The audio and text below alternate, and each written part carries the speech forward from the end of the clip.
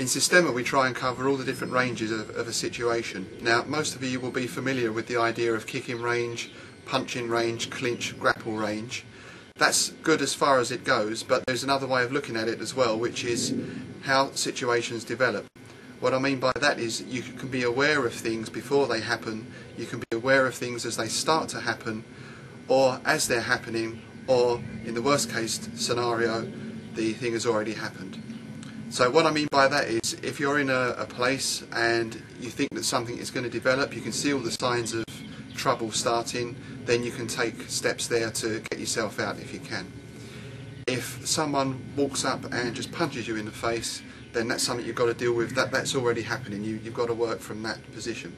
So one thing we try and cover in our training is to work in all those different areas or time zones, if you like, of a situation. Now, if we look at one point on that scale, we come to preemptive striking. So this can be a situation where, for whatever reason, you feel it's necessary to protect yourself, and you're going to do that by taking preemptive action and basically hitting the other guy first. So, of course, there are a number of aspects in training preemptive striking.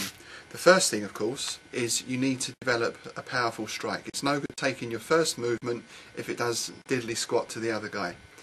So what we look at is a range of exercises to really help develop the strength in the arms, not just in terms of muscular strength and tension, but really looking at working the connective tissue as well.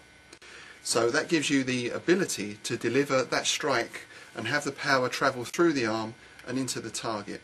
So integrated into all these exercises can be specific breathing patterns, breathing out when you strike, breathing in, holding the breath, all sorts of things, just to really give you a good psychological workout in some aspects, as well as working the physical method. This needs a good understanding of tension and relaxation as well, because if you punch with a lot of tension, then you're actually impeding your power. It's like trying to drive a car and putting your brake on.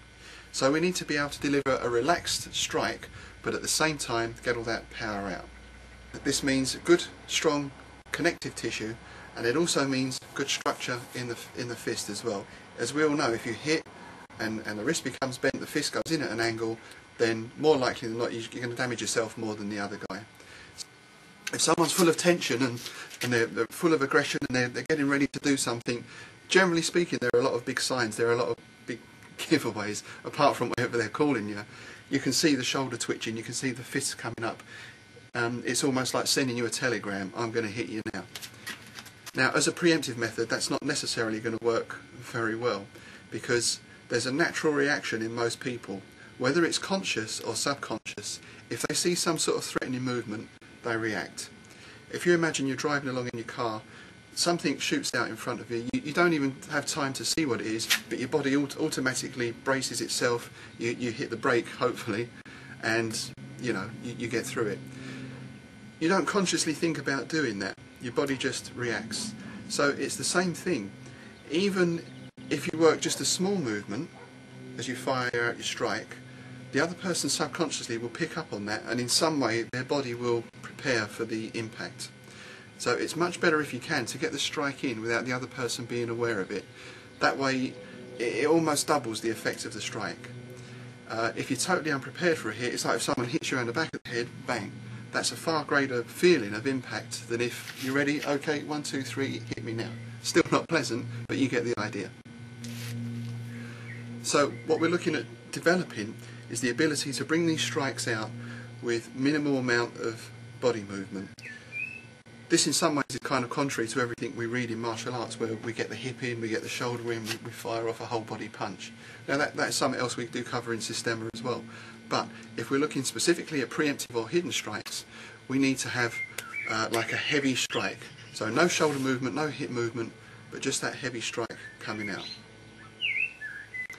So again, we have a range of progressive drills to start this off, just working from simple pushing with the arm all the way through to then actually working targeting.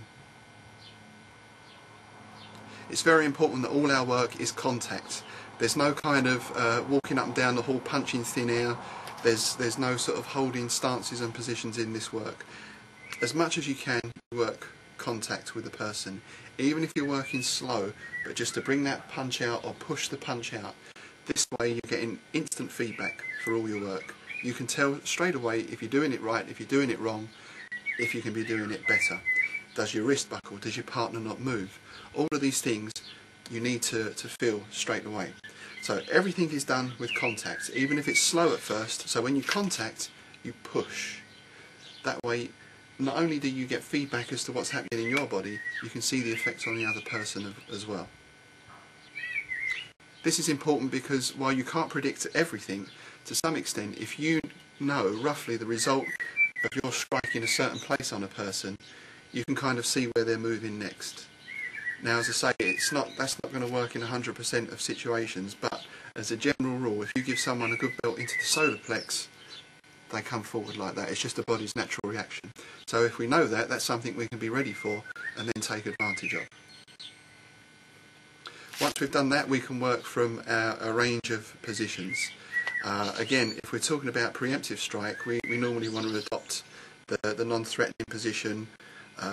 Any of these kind of poses you can work from, and from here you can then work on just bringing your strike out.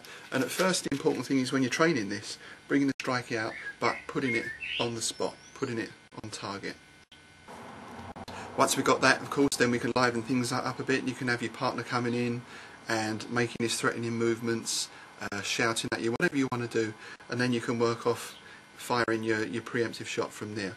And now you can start putting in a little bit more power into the strike.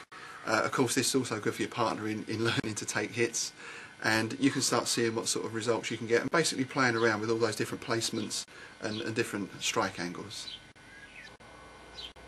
It's kind of interesting when you see these hits on video, or even if you're in a class watching it, people can't believe that just that sort of movement can elicit that response from someone.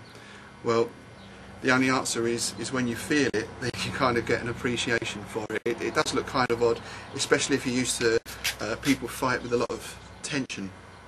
But you can try it yourself, even just like a relaxed heavy hit. Try it on a pad or another person if you can find someone daft enough. And don't imagine you're hitting, but it's almost like you've got a hammer. You're banging a nail in with a hammer. It's more that sort of movement, rather than, as I said before, getting a lot of tension and kind of firing out these sort of shots. So it's a different approach to striking, but one that is very effective.